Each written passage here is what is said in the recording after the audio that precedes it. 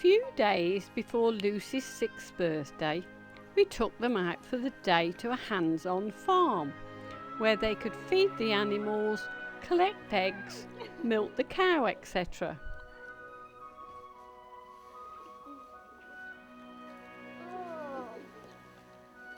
You're getting more used to it now, aren't you? Hey? Getting more used to it. How? When I was stroking him and he slipped I was scared like, yes.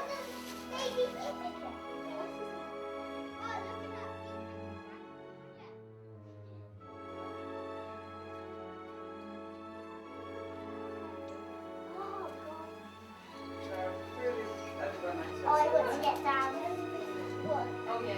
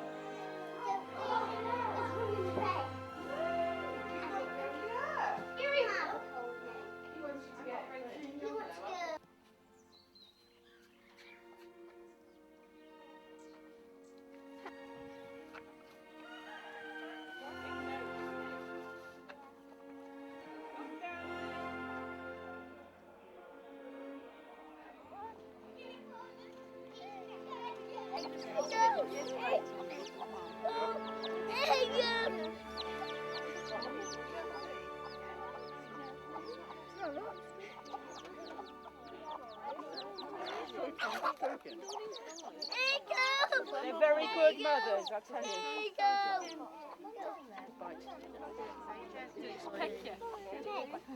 And their feathers go all the way down their legs and over their feet.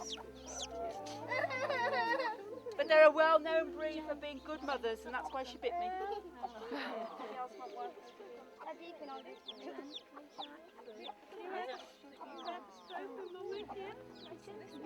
Should we put him back to his mummy? There's one of them.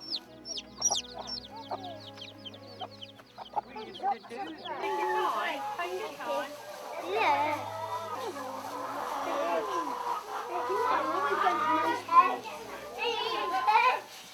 Oh, we can keep doing that instead. None of these are needed for them and go and get another one. Yeah. I will want that. I will want first. I don't think I can.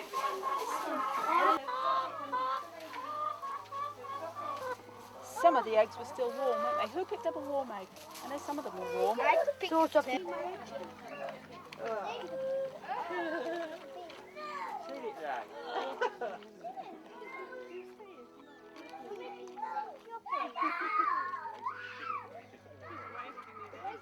Children, this is a good lesson for you to remember your manners. This is what you look like when you're eating like a pig. Okay? Right now. Yeah. And then come back from the truck ride and we'll finish doing the animal feeding when you get back. Yay! Okay? I've got oh, shut up, you lot over What is it to hold these cans? It wheezes on me.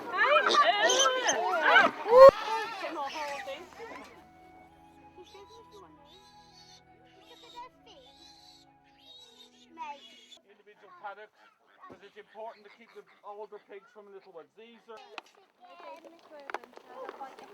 The cows, my one went. You hold on my cow. Oh, yes. It went.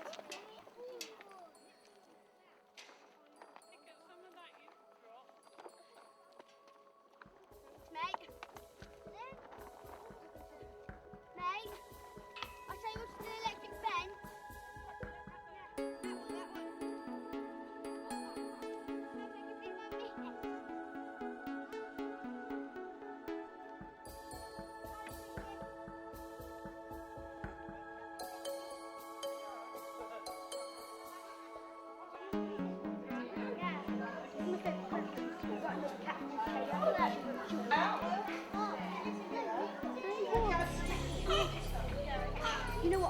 We don't not let them put it up.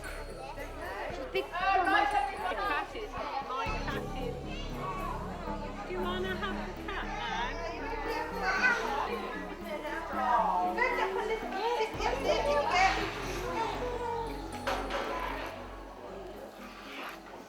She's easy milk, isn't she?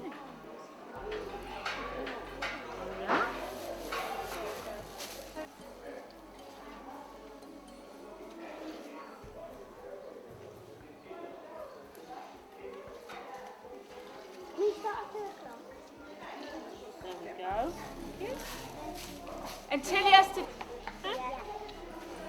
I wished I could have had a go. I did many years ago, but you know what my uncle used to do? He used to put a teat instead of into the bucket that way and squirt it in my face when I was a little girl at the farm. And he used to do all the milk like that. So he said, "Do you want a drink?" And he'd squirt it my way.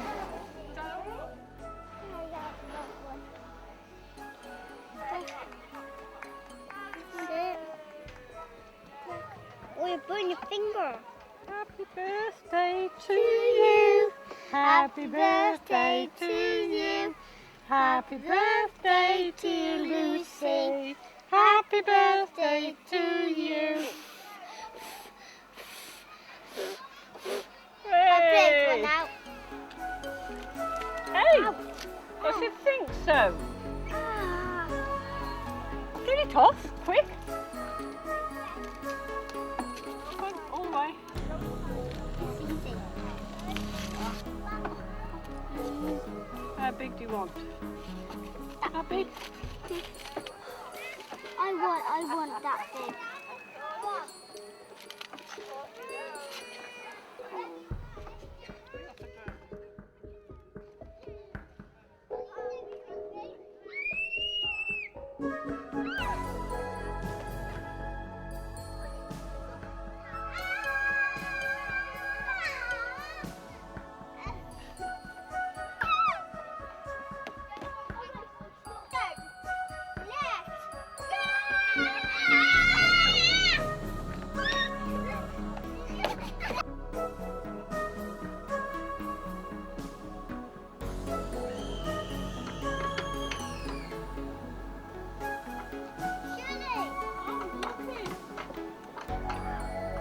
Who's driving the tractor then?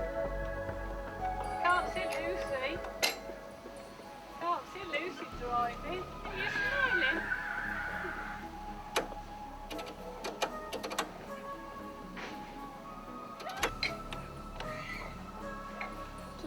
Leo.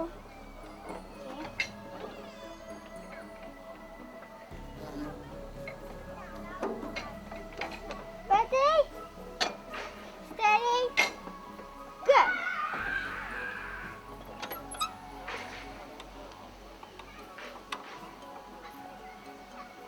This is a tractor of the day of Can't see ya. People used to drive these tractors to do the farms and everything. Lucy's on it because she's pretending to drive it.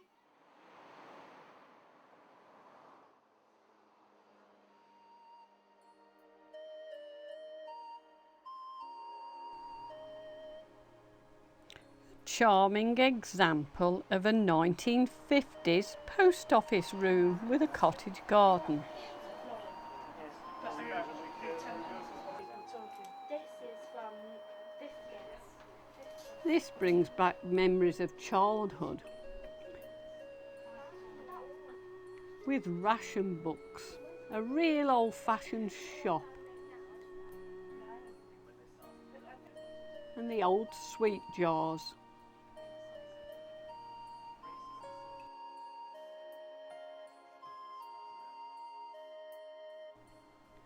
We start our walk through Killerton on our way to the mill.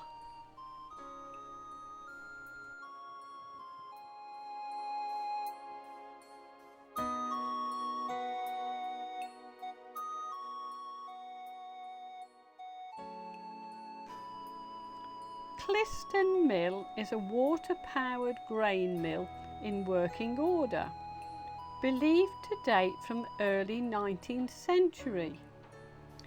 The mill is in an idyllic setting by the River Clyst.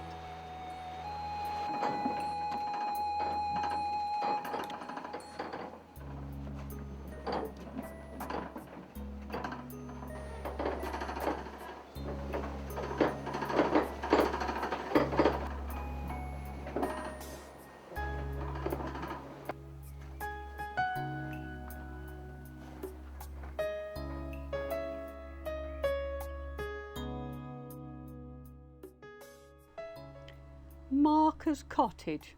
This small cob and thatched house dates back to the 15th century. It gained its present name from Sarah Marker, who was recorded as owning it between 1790 and 1814. It has been part of Killerton Estate ever since. In 1944, the estate was given to the National Trust.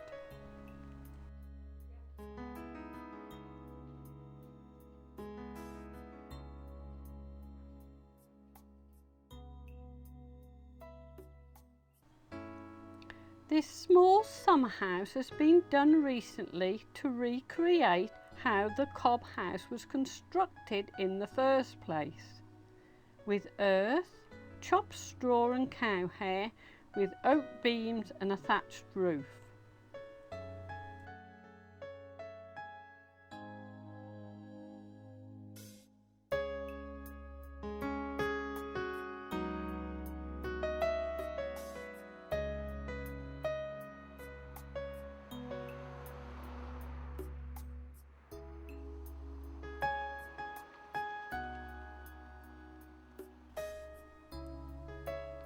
We had a night's bed and breakfast here at Clyst Hyden, and in the evening we went a long walk to the nearest pub.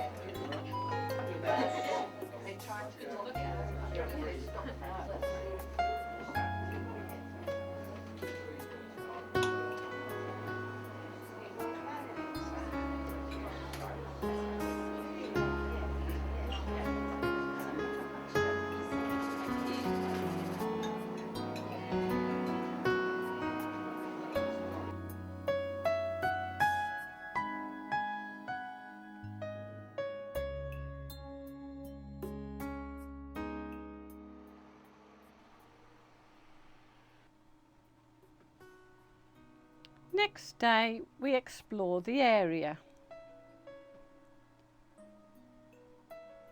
and then we made our way to Sidmouth. We have had many happy holidays this area, camping and then touring caravanning right from when the kids were small.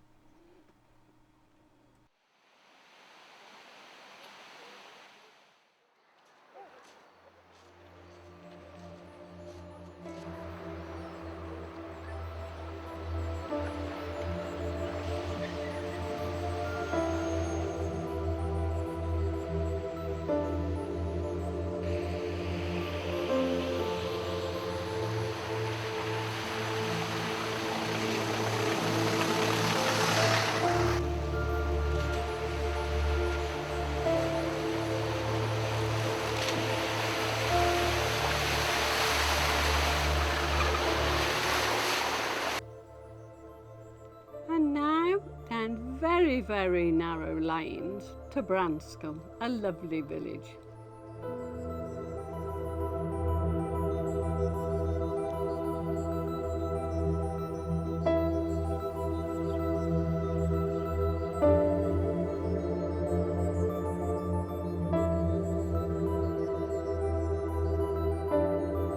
The bakery at Branscombe was the last traditional bakery to be used in Devon, Until its closure in 1987, it was run by brothers Gerald and Stuart, and we can remember fetching bread they'd made.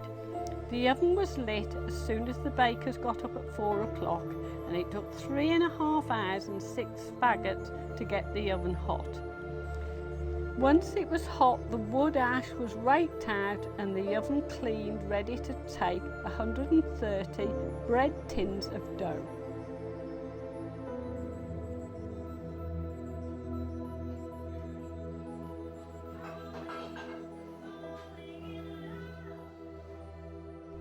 Straight opposite the bakery is Branscombe Forge. It is believed to be the only working thatched forge left in the country. It has been home to a succession of blacksmiths for at least the last 200 years, and the current smith produces a wide range of modern and traditional iron.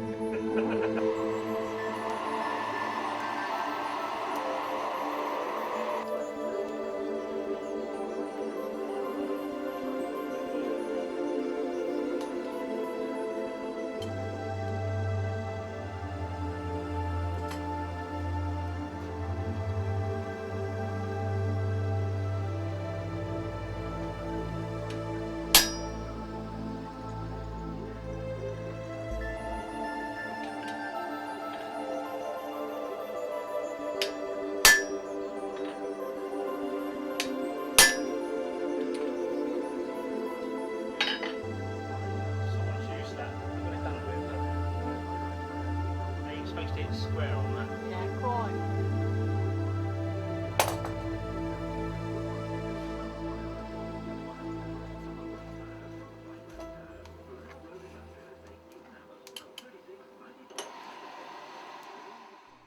We then walked across the fields to Manor Mill.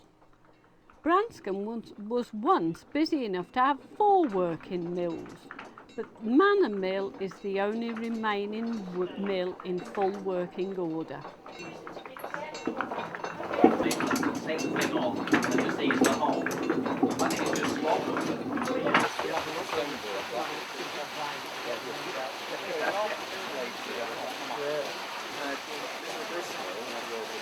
over the top, it's an overshot. Whereas if it was a paddle wheel and the water was just pushing the paddles out the way at the bottom, that would be an undershot.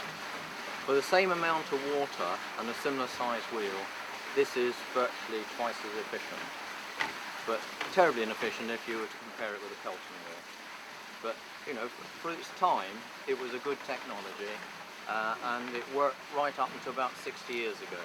Casting, but it's sectors of a circle with flanges that are cast in on the inside so that the boards slip in. So in either the Branscombe lathe or the Honiton lathe. Because apart from what you earn, or rather notably, there's a bit that's been put on the family tree.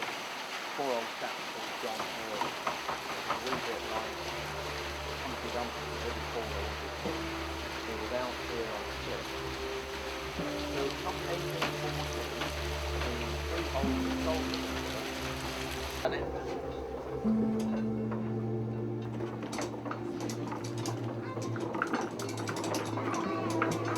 little link on the end of a very long lever, which will pick up the spindle and the stone on the top stone. Here I've got bevel gearing and a hand. Slightly an iron bar, which sits in a bottom of bronze bearing. Whereas this longer, by lifting this shaft, it would 12 pennies. Wasn't interested in the mill. He got a thing about cats. So when he died, his widow had the poem done for us. Which was rather nice. So in the winter we take that home because it would get down.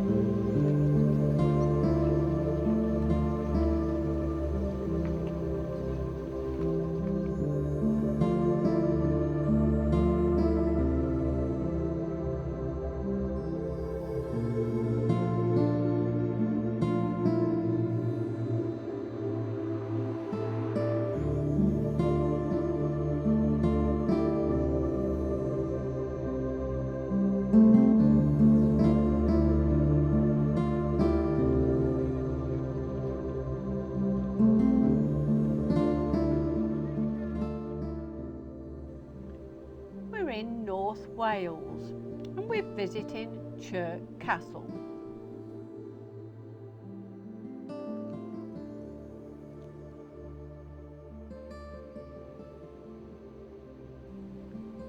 Chirk Castle was built by Roger Mortimer in 1295 as part of Edward I's chain of 14 marches fortresses across North Wales. Over the past 700 years, the castle has been continuously occupied. Significantly, the Middleton family for the last 400 years.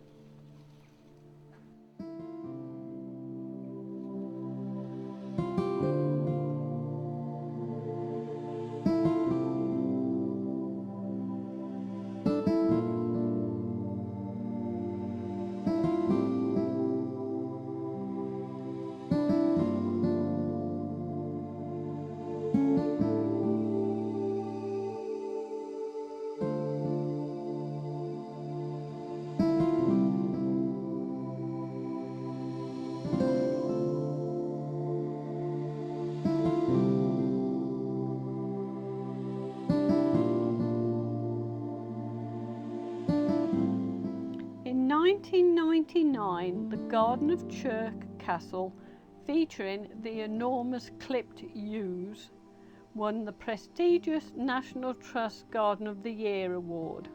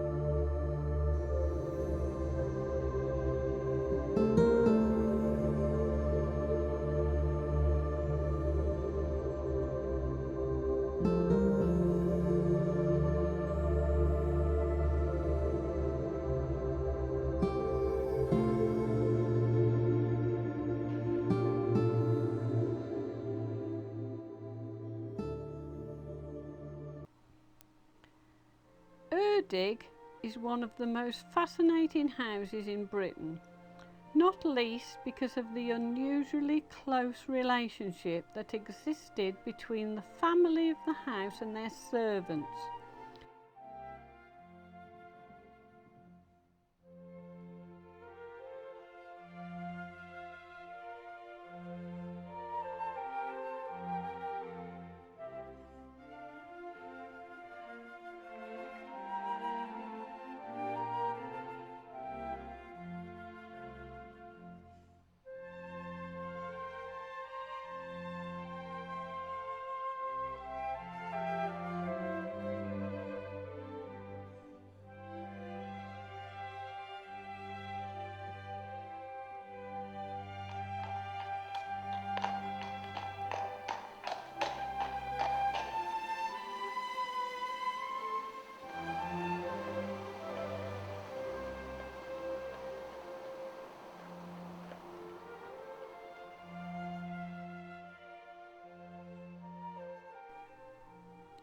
Erdig is a very special place.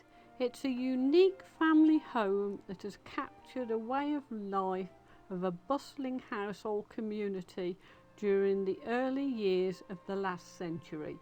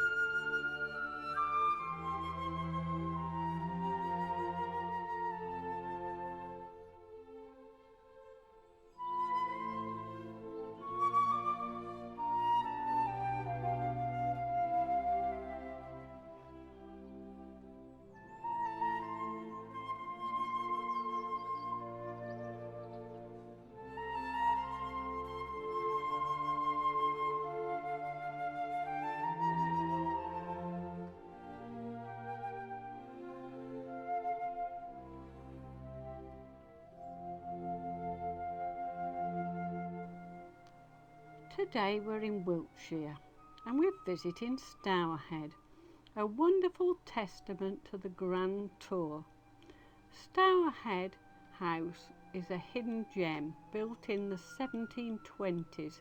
This Palladian mansion was home to the Hoare family, the owners of Britain's only surviving independent private bank.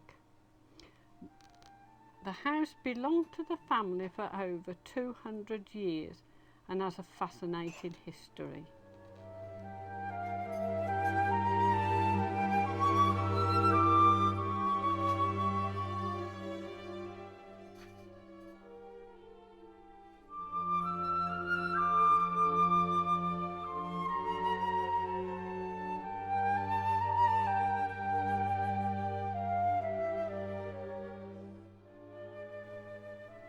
Stourhead Garden is a masterpiece of landscaping created in the 18th century. Henry Hoare II, inspired by the classical scene in Italy and landscape paintings he saw there during his grand tour of Europe in the 1730s. He set out to create a poetic landscape. His painting was three-dimensional, planting hanging beechwoods to clothe the hills and frame the new lakes, reflecting temples modelled on classical examples.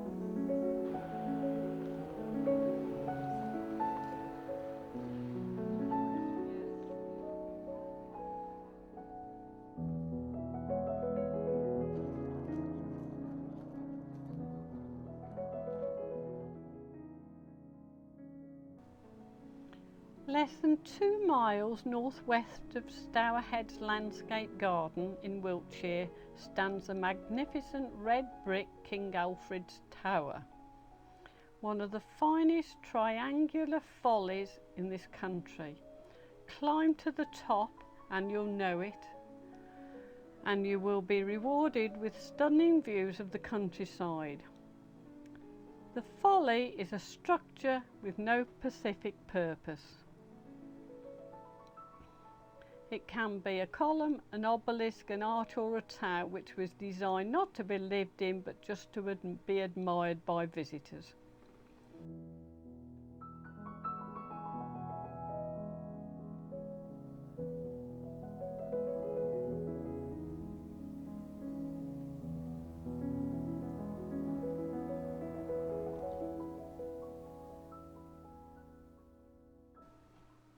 Now I've got 205 steps back down, and after walking around the gardens all day and then climbing up those steps, my legs ache.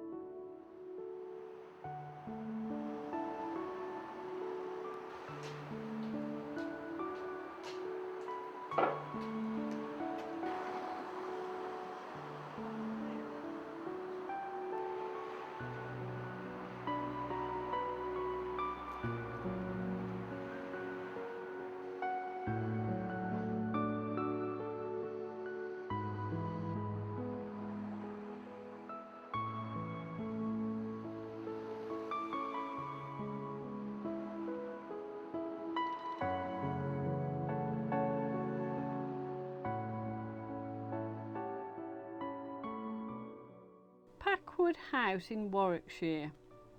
The house, originally 16th century, is a fascinating 20th century evocation of domestic Tudor architecture created by Graham Baron Ashe. Its interiors were restored during the period between the World Wars.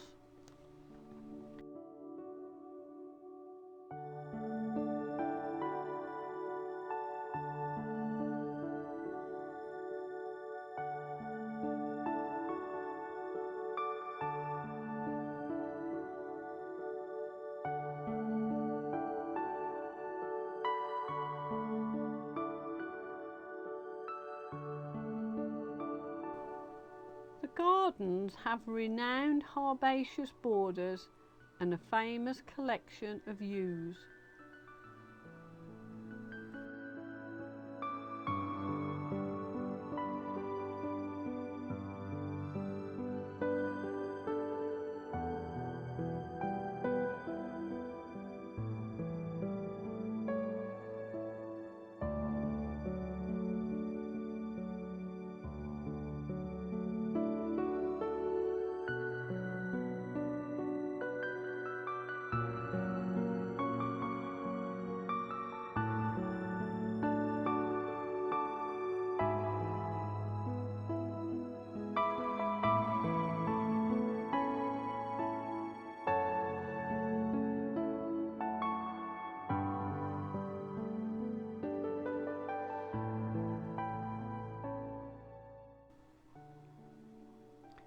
The moated Baddesley Clinton has been the home of the Ferriers family since 1517. The house has a fascinating history and has remained mostly unaltered during the last 500 years.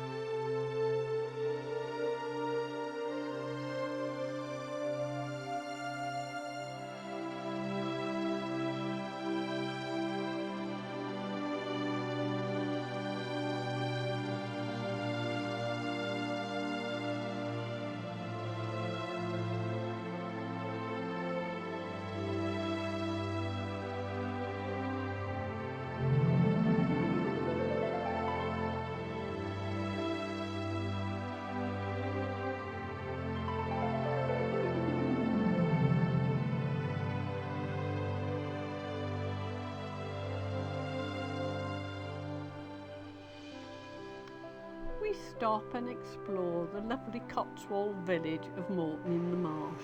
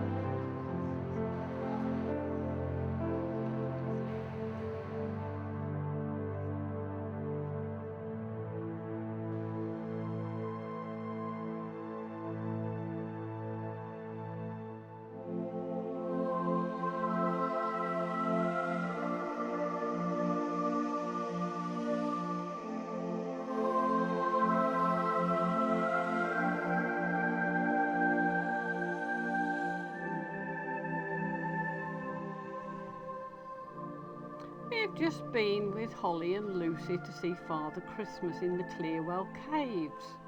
Didn't film it as we've done it before. On our way back we have a cold, November the 26th, freezing cold, picnic in the Forest of Dean. Unusual still to have autumn leaves this late in the year.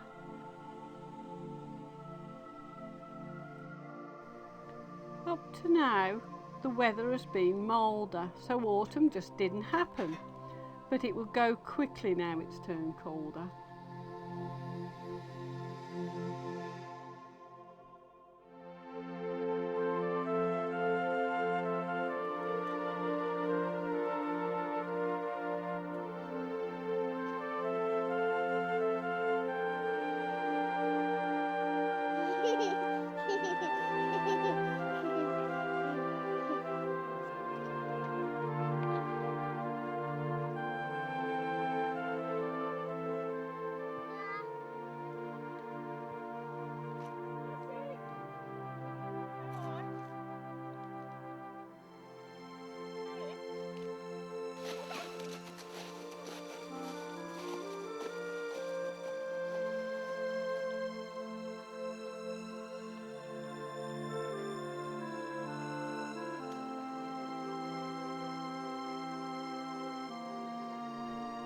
Well, I hope you enjoyed our days out, late summer and autumn of 2005.